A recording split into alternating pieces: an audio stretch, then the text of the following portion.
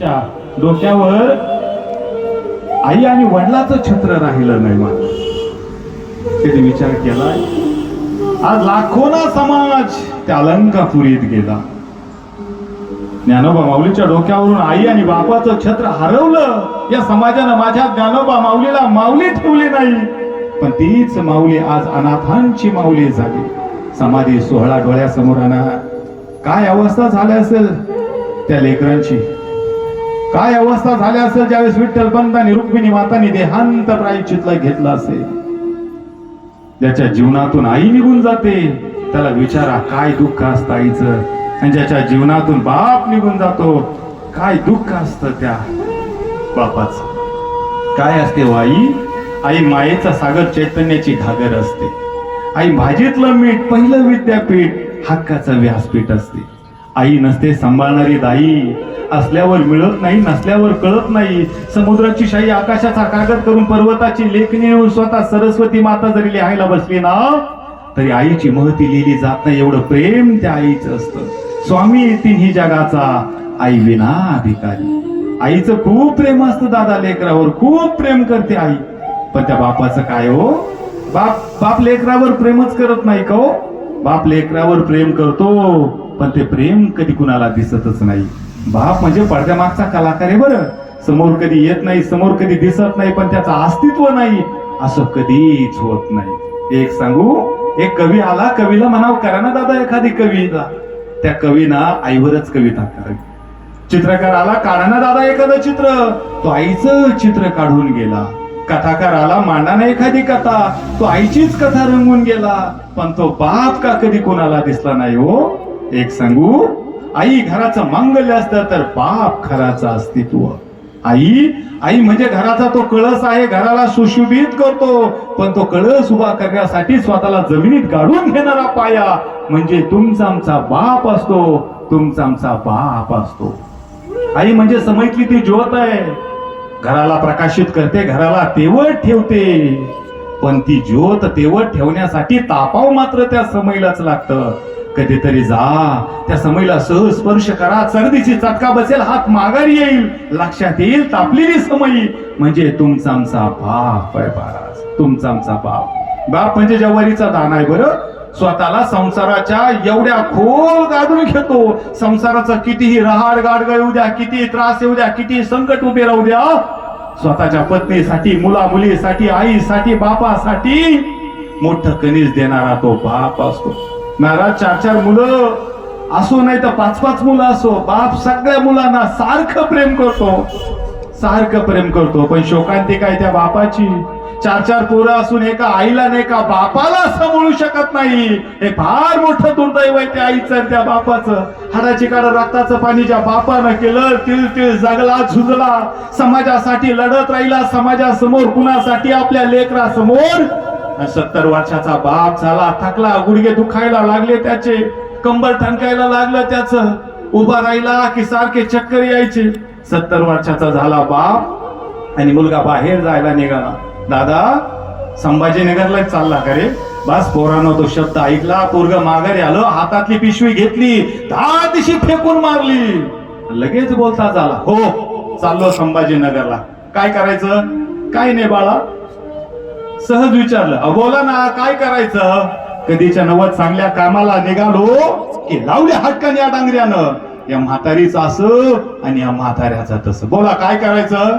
न राहून त्या म्हाताऱ्यानं म्हणावं, बाळा 8 दिवस झालेले गुडघे खूप ठणकू लागले, 8 दिवस झाले, डायबिटीसचा त्रास आहे, उभा राहिलं ना सारखी चक्कर येतात बाळा. येताना फक्त आपल्या त्या डॉक्टर कोण 10 ठणकीच्या 10 साखरीच्या गोळ्या 80 करे. एवढा शब्द पोरानं ऐकला, तळपायाची आग मस्तकात गेली. त्या म्हातारीला बोलू लागला, लावली हटकाच्या डांगऱ्यानं. कधी चांगल्या कामाला निघालो का सारखं तुमचं हेच आहे, हे आणा ते आणा, हे करा ते करा, आणि बोलून जातो. काय हो नेमकं केलं तरी काय तुम्ही आमच्यासाठी? महाराज 80% मुलांच्या मुखातला हा शब्द आहे, केलं तरी काय माझ्यासाठी. पूर्ण कीर्तन सोबत नाही घेऊन जा गेलं तरी चालेल, पण शेवटचं 5 मिनिटं जे बोलणार आहे ते कीर्तन घेऊन जा. नानांच्या कीर्तनाच्या निमित्तानं, दशक्रियाच्या निमित्तानं माझं कीर्तन सफल होईल. काय केलं तुम्ही आमच्यासाठी? काय केलं तुम्ही आमच्यासाठी? अरे लहान होता तापानं फणफणला, लहान होता तापानं फणफणला, डॉक्टरकडं बाप तुला घेऊन गेला. डॉक्टर साहेबांना तपासलं, लक्षात आलं पोटामध्ये गोळा आहे.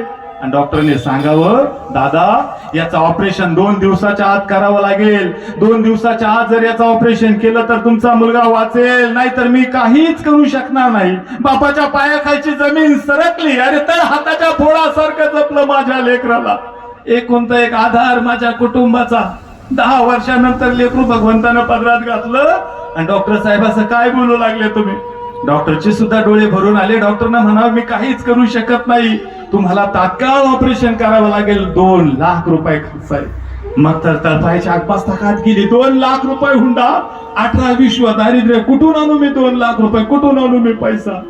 धाय मोकळून रडणाऱ्या डॉक्टरने त्या बापाकडे बघितलं आणि त्याला सावरलं. सांगितलं, एक काम करा, हवं तर मी माझी 50,000 रुपये फी कमी करतो, पण 1.5 लाख भरावाच लागतील. बाप उठला, या पाहुण्याकडे जाय, त्या पाहुण्याकडे जाय. अहो माझा नौबत नगारा, माझं लेकरू आजारी हो, पोटामध्ये गोळा झाला, ऑपरेशन करावं लागेल, 1.5 लाख रुपये खर्च सांगितला. काही करा, फुल न फुलाची पाकळी मदत करा. मी तर मग मी माझ्या अंगाचं कातडं काढीन आणि तुमच्या पायात घालीन. हात जोडून याच्या पाया पड, त्याच्या पाया पड, त्याच्या पाया पड. 1.5 लाख रुपये जमा केले बाळा, तुझं ऑपरेशन यशस्वी केलं. अरे धाय मुकरून रडणारी आई सगळ्यांना बघितली, पण तू वाचावा म्हणून ज्याच्या पायावर पडायचं नाही, त्याच्या पायावर नाक घासणारा बाप तुला का दिसला नाही? का तू त्या बापाला बघितलं नाही? त्या बापाला विचारतो, काय केलं माझ्यासाठी? अरे उठ, स्वतःच्या पायात 2,500चा बूट काढ, घाल बापाच्या पायाची चप्पल. बघ कच दिशी खिळा टोचला, पाय रक्त बंबाळ झाला. बघ ती चप्पल, 100 खिळे ठोकले रे त्यानं. बघ ती चप्पल आणि तुझ्या पायातला बूट. विचार त्या बापाला, काय केलं माझ्यासाठी? बघ तुझे कोरे कपडे, बघ बापाचा फाटलेला पायजमा, बघ बापाची फाटलेली अंडरपॅन्ट, बघ बापाची फाटलेली बनियान, बघ तुझे कपडे. विचार त्या बापाला, काय केलं म्हणावं माझ्यासाठी? अरे ये बाहेर रस्त्यावर लहान लहान लेकरं काम करतायत बघ, अनवाणी पायानं चालतायत, पायाला ते कच खडी टोचतायत. बघ त्या लेकराचा पाय रक्तबंबाळ झाला, लालबुंद झालेला पाय. बघ विचार त्या बापाला, काय केलं माझ्यासाठी? ये बाबा पेट्रोल पंपावर भीक मागतायत लहान लहान लेकर. बघ दादा द्या ना 1 रुपया, दादा द्या ना 2 रुपये. सकाळपासून काहीच खाल्लं नाही हो. घ्या त्या लेकराला बाजूला आणि विचार त्याला, हे शिकवलं का तुझ्या बापानं? हे शिकवलं का तुझ्या आईनं? दादा त्याच्या मुखातलं शब्द असतं, साहेब मला आई असती, मला बाप असता, मी कशाला भीक मागितलं असतं? कशाला भीक मागितलं असतं?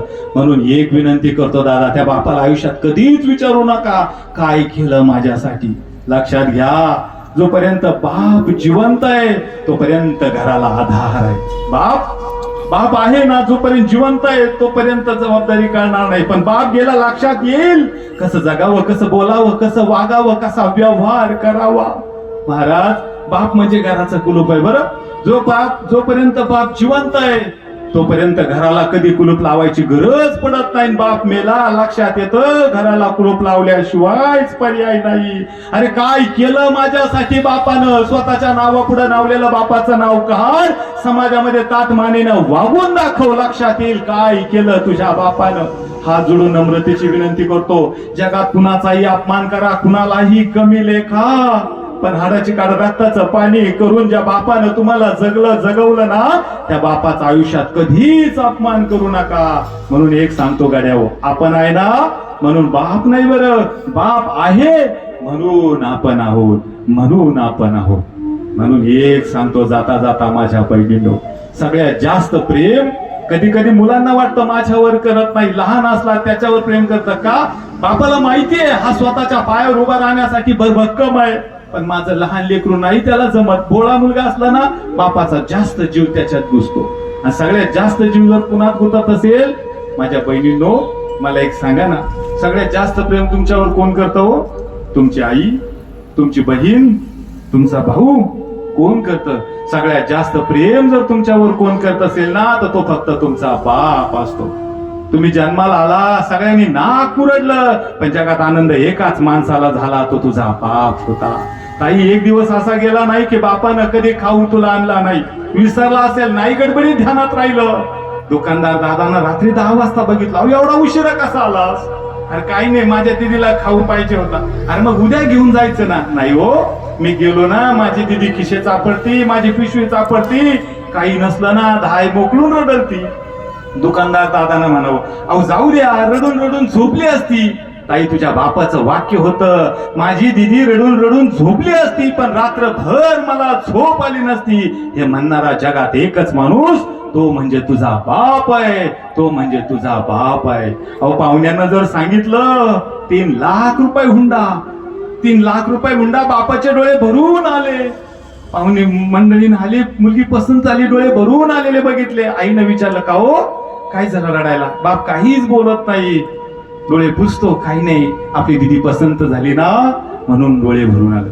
महाराज बाप आयुष्यात फक्त 4दा रडतो, 5च मिनिट आहे माझं बस. बाप आयुष्यात 4दा रडतो. एकदा ज्यावेळेस ताई तुला पाहुणे बघायला येतात आणि तू पसंत होती तेव्हा. दुसऱ्या वेळेस आपली मुलगी माहेर सोडून सासरी जाते तेव्हा. तिसऱ्या वेळेस बाप रडतो आई तारुण्यामध्ये मुलगी टाकून दिली जाते किंवा विधवा होती त्यावेळेस. आणि 4थ्या वेळेस बाप रडतो हाडाची काढ रक्ताचं पाणी करून ज्या आई बापाला बापानं पोसवलं त्याच लेकरानं आई बापाला लाता घरून बाहेर काढलं. त्यावेळेस बाप एरवी कधीच रडत नाही. आईनं बापाच्या डोळ्यातलं पाणी बघितलं, अहो 3 लाख रुपये हुंडा, मुडून टाका, दुसरं कुठलं स्थळ बघू. त्यावेळेस बापाच्या तोंडातला शब्द असतो, वेडी झाली का काय?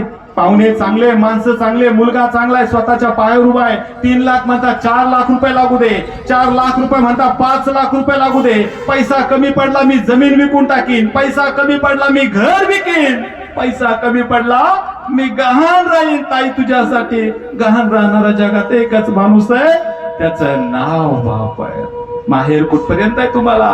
जोपर्यंत तुमच्या माहेरात तुमचा बाप जिवंत आहे. तुमचा बाप मेला, माहेरला चप्पल काढायचा उमरा संपला. आई मेली, मायेचा पदर संपला. म्हणून आई जिवंत आहे, आईला भेटून जात जा. बाप जिवंत आहे, बापाला भेटून जाता. कोण कुणाची भाऊ, कोण कुणाची भाऊजाई. दादा माझ्या बहिणींनो, बाप मेला ना, तू माहेरला येशील पण तुला तो गोडवा राहणार नाही. दिवाळीला येशील पण तो आनंद राहणार नाही. अरे भाऊ तुला साडी घेईल ताई, पण सुतात बदल होईल. जर साडी तुला नाही आवडली ना, फक्त तुझ्या डोळ्यात बाप बघायचं, लक्षात द्यायचं माझ्या ताईला साडी नाही आवडली. त्या दुकानदार दादाकडे जायचा, पैसे नाही रे बाबा माझ्याकडं, पण माझ्या ताईनं ज्या साडीला हात लावली ना ती साडी दे बरं, हे म्हणणारा एकच बाप आहे. आता फार मोठा सोहळा आमच्या या ठिकाणी किशोर दादा असेल, अमोल दादांनी या ठिकाणी केलेला आहे. महाराज एक सांगू, जड अंतःकरणानं सांगतो, बाप मेला ना रडू नका, डोळ्याला पाणी सुद्धा आणू नका. थोडस पुढे जाऊन सांगतो, दावमा नाही घातला तरी काही फरक पडत नाही, वर्ष श्राद्ध नाही केलं तरी काही फरक पडत नाही, पण वाक्य सोबत घेऊन जा, जोपर्यंत आई जिवंत आहे तोपर्यंत त्यांच्या गालावरचं हसू कमी कधी होऊ नका, आणि जोपर्यंत बाप जिवंत आहे तोपर्यंत त्यांच्या डोळ्यात कधी पाणी येऊ देऊ नका. कुठलं पाप तुम्हाला लागत नाही. नाहीतर माय बाप केवळ का